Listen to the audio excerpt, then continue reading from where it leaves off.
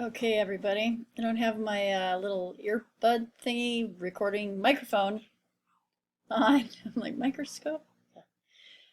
Because we don't have our little pod school, so there's not like screaming children stomping through the home. But my cat is outside right now, so you may hear the chittering of a squirrel saying, like, don't eat me or don't eat my children or something like that over and over and over. So I hope you can't hear that, or if you can, I hope it doesn't bother you. Anyway, so here we are again. It's me. Hey, it's me. And I'm doing the Polysticum munitum. Sure I am. The Western sword fern. I like doing these natives. That's kind of cool. This one is a lovely looking thing. So you can see it is a pinnately compound leaf. So this is like a leaf, and these are the divisions. And you see right here, it's visible here too. This is part of what makes it look like, or why it's called, I think, the sword fern. This is supposed to look like the hilt of a sword, and then the long lanceolate shaped leaflets. Sure. So that's what it looks like, kind of just in the middle of nowhere, in the middle of the forest. You know, you see that dappled sun coming in like that. What are some of its characteristics? It's pretty. It's growing at the base of a tree. The most common fern of western forests. The leaflets are dagger-shaped with a toothed edge and a base that looks like a sword hilt. So they're leathery. They have, like, usually it's waxes that are in there that do that. Lustrous dark green fronds are erect, and then they kind of like spread out and take up a fair amount of space. So it says 2 to 4 feet tall and wide, so that's really not so big. Evergreen, they don't lose any of their fronds except just normal. They don't drop all their fronds. Like I have a really cool looking fern in a pot. And the first time that it just like all died, I was like, oh man, I killed it. Oh, but then it just came back when it got warm again. So some ferns do that, but not this one. So this is in the Dryopteridaceae, which I think is the most common family of the ones that we looked at. And in the order, the Polypodiales. I like saying those botanical words. So indeed, a crown of scaly rhizomes give rise to this large erect frond. So this was a cool site that went into a lot of detail about the fern, which I thought was kind of handy. Oh yeah, and then the way that you distinguish between ferns, usually, I mean, the leaves are often quite diagnostic, but if the leaves are similar, then you need to also look at the spores, the sori underneath. So in this case, they are arranged in 2 rows on the underside, and I have a picture of that right there. So you see, there's 2 rows on the underside. Yeah, see that? 2 rows. Got it? Anything else about that? Large and round. Okay, I think we're good. Yeah? Polysticum unitum, or munitum, whatever. Unitum, I think. Unitum sounds a little more like it sounds like a craft. Anyway, the western sword fern. There we go. It's a pretty picture of it. And then we move on to another fern that I know and grow. Know it, grow it. I feel like there should be like a little, like, I don't know, ENVS 12, like special like handshake or something. I know it, I grow it. Anyway, yeah. So here it is. Sorry. I grow this one because I use it in bouquets, because you can like stick this leaf anywhere pretty much, and it's gonna still look green like 15 days later, which is kind of a nice thing. It has a bad reputation though, because the carnation kind of florists who stick, like, you know, the roses from Ecuador and toxic carnations in a vase, they stick a few of these leaves and call it a bouquet. So it has a bad rap for that, but it's a really nice little green fern. Like, we have a fountain outside, and we have it, I planted it around the fountain. It's not, it says it's like 3 feet high and wide, but maybe it's also because it's wickedly dry here in Southern California. So you see, so these leaflets are even a little bit more divided than the last one that we looked at, and you can see the sori along here. Like if I showed you the last picture, yeah, and this picture, well, it's obvious these are 2 different plants, right? Plus if you saw them growing. So this is more finely divided.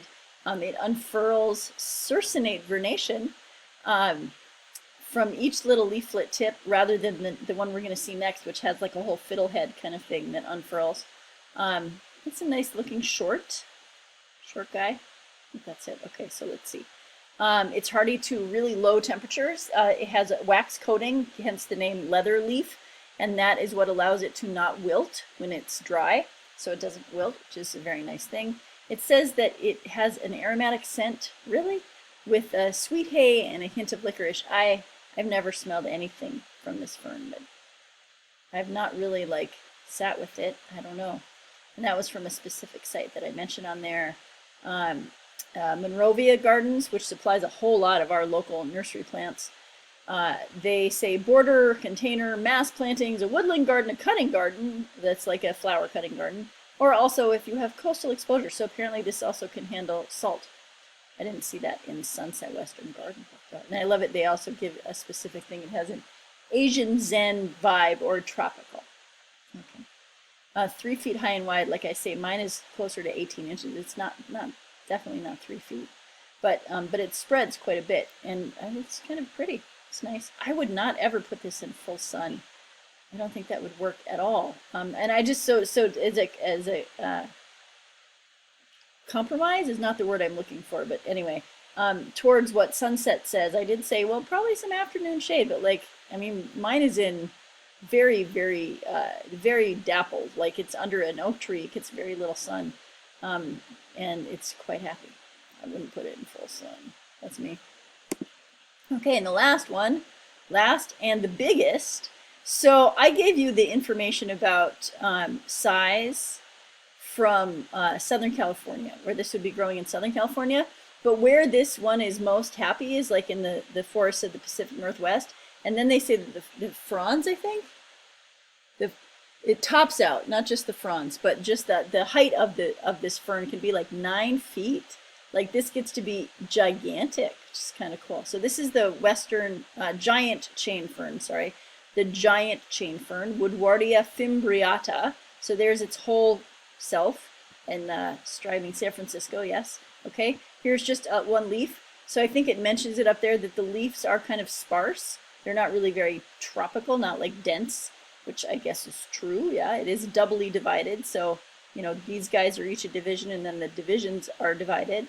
And here is the chains, right? So the spores occur in these kind of long, they're not really connected, but they kind of look like a necklace, like chains on a necklace, a chain link, right? So that's how it gets its name. And there is that circinate vernation of the fiddlehead. I don't know about these, but I know that there are many that apparently are quite prized and delicious. Hipsters, apparently. I remember seeing a Crime Pays But Botany Doesn't about him finding fiddleheads in the store and just like doing a whole rant about that. Anyway, I'm glad I'm not paid to rant because I'm angry enough as it is. Okay, so here we go. The sori linked together like a chain, sparse, really big leaves though. Like those are like, 4 feet long, just the leaf, right? 3.5, something like that. Largest of the native ferns. Yeah, I love that it says that if this is dug from the wild, like it says this in Sunset, then it will be very slow to establish. Like what are they thinking? I mean, no. We do not need to be telling people to go out into nature and dig stuff up. Like don't do that. You know that already, but don't do it. Also, I just found out recently that this book, which is like, I mean, it's really a Bible of Southern California plants. And then, by the way, it was the recommended book for this class. That it also has this section in it, which I've never really paid attention to before. I don't know, that might be backwards for you, I'm not sure. But it's all about like things to consider when you're planning your landscape. And something happened to the folks that published the Sunset Western Garden book, the company or something, that they haven't made one since like 2012. I think this is 2012. Yeah, 2012 indeed.